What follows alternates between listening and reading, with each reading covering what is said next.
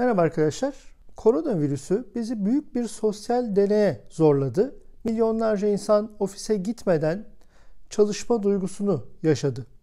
Bu şekilde çalışmanın da mümkün olduğu sonucuna vardılar ve şahsen gördüğüm kadarıyla insanlar bu durumdan memnunlardı.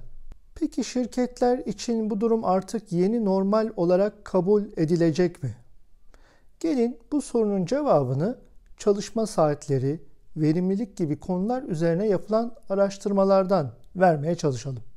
Önce çalışma süreleri. Araştırmalar bize artık açık ve net olarak gösteriyor ki bir kişinin kesintisiz bir şekilde işine odaklanarak günde 3 veya 4 saat zaman ayırmasıyla ofise gidip buna karşılık kesintilere maruz kalarak geçireceği 8 saat karşılaştırıldığında ilk seçenek verimlilik açısından çok daha yüksek bir performans sağlıyor.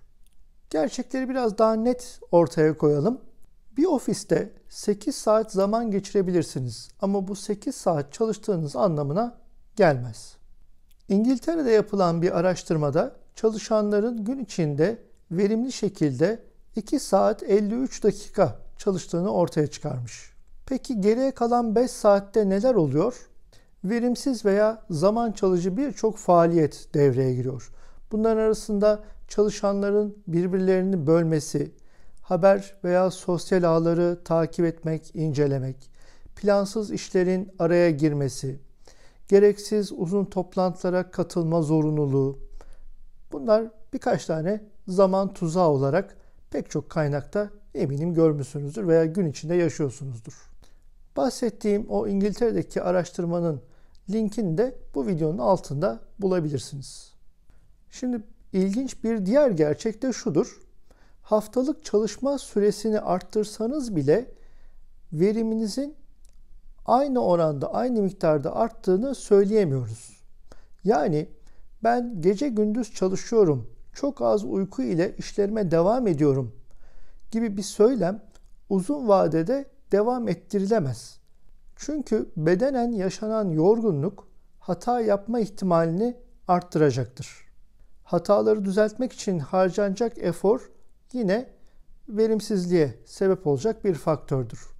Bunun için zaman harcamaktansa, hataları düzeltmek için zaman harcamaktansa bunu dinlenmeye ayırmak kişinin sağlığı açısından da faydalıdır.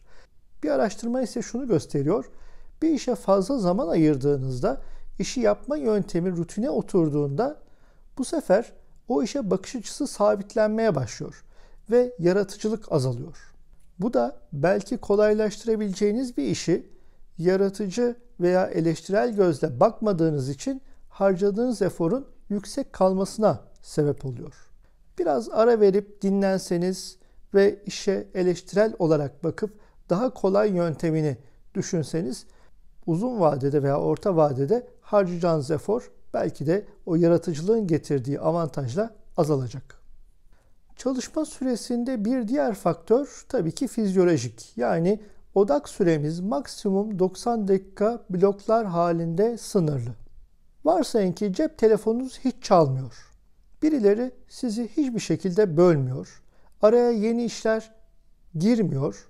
Buna rağmen vücudunuz ve zihniniz en fazla 90 dakika ile 120 dakika arasında bir işe odaklanabilir. Bu kadar yüksek odaklanma da bir gün içinde en fazla 2 kere, yani bir kez sabahtan bir kez de öğleden sonra olmak üzere mümkündür. Bu söylediğim çalışma temposunun çok yüksek odaklanma gerektirdiğinin altını çizmek gerekir. Buna ultradiyen ritim adı veriliyor. Yani 90 ila 120 dakika sonra mutlaka ister istemez ara vermeniz kaçınılmaz. Neden?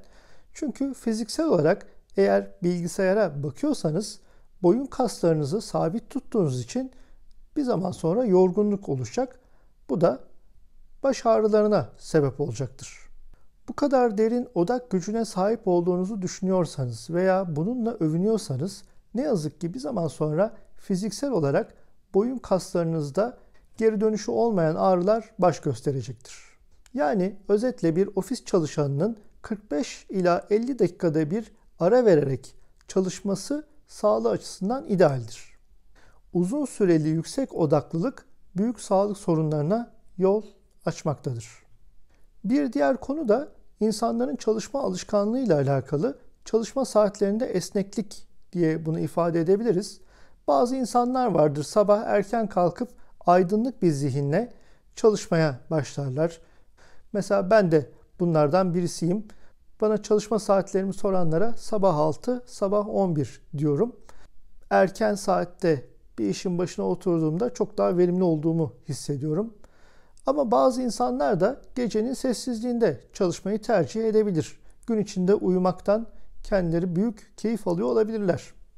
Artık yeni dönemde iş yerlerinin insanların bu tercihlerini bile kabul etmeleri gerekecek diye düşünüyorum.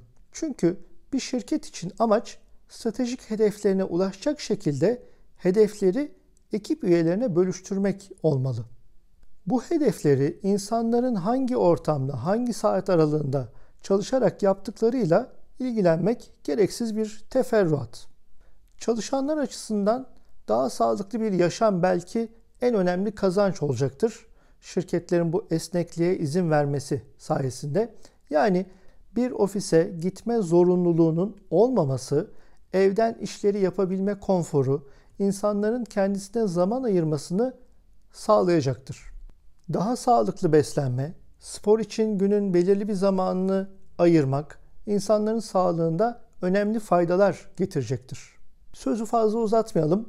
Sonuçta ülkemizdeki şirketler hazır böyle bir tecrübeyi yaşamışken bunu orta veya uzun vadede artık pratiğe geçirebilecek eylemleri hayata geçirmeleri gerekir. Şirketlerin çalışanlarına çalışma yeri ve çalışma zamanı esnekliği sunması şirketler açısından da ofis, ulaşım, yemek maliyetlerinin azalması anlamına gelecektir. Artık şöyle tahmin ediyorum, çalışanlar iş ararken evden çalışma imkanı sunan şirketleri tercih etmeye başlayacaklardır. Bu şirketler kalifiye eleman bulmada rakiplerine göre daha avantajlı hale geleceklerdir.